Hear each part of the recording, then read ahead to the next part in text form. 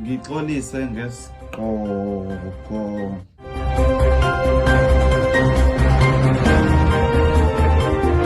Izindaba zakho zeKonzo News kwiKonzo TV usifundela uSiyanda Maphumulo.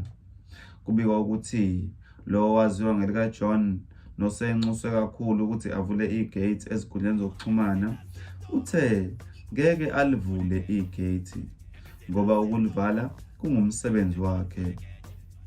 Thena kusho umlungu wakhe noma ke ubasi wakhe ukuthi angalivuli igate eze alivule ngakusasa ekseni ngehora lesishiyagalombili.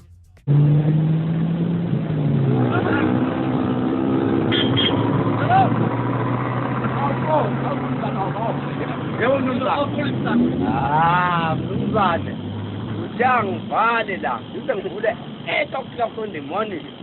Manje ngizojike ngivuleleni pho. Thena ke uJohn akalivuli igate ngisho sekusho umlungu wakhe uma nje lingakashayi ihora lesishiyagalombili phecelezi 8 o'clock in the morning, ngoba uyazi ukuthi umcuphile ufuna ukubona ukuthi uyalivula yini lingakashayi leli hora, nokuzothi uma elivula bese ethi akaphume ngalo engabe esabuya.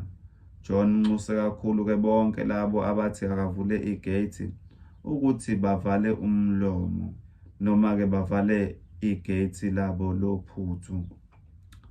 Khona manjalo lowo ongqondongqondo noma ke onguchwepheshe kwezamagate uJackson Dibadiba uthe iyodwa indlela engavuliswa ngayo uJohn igate ukuthi kuthiwe John vala igate. Uthena lokho kuzomthusa kakhulu ngoba uzocabanga ukuthi kushuthi ulivulile aphuthume ethi uyalivala kanti usiyalivula. Khona manjalo uJohn uthe into emcasula kakhulu ukuthi uma nithi akavule igate niyamdunisela.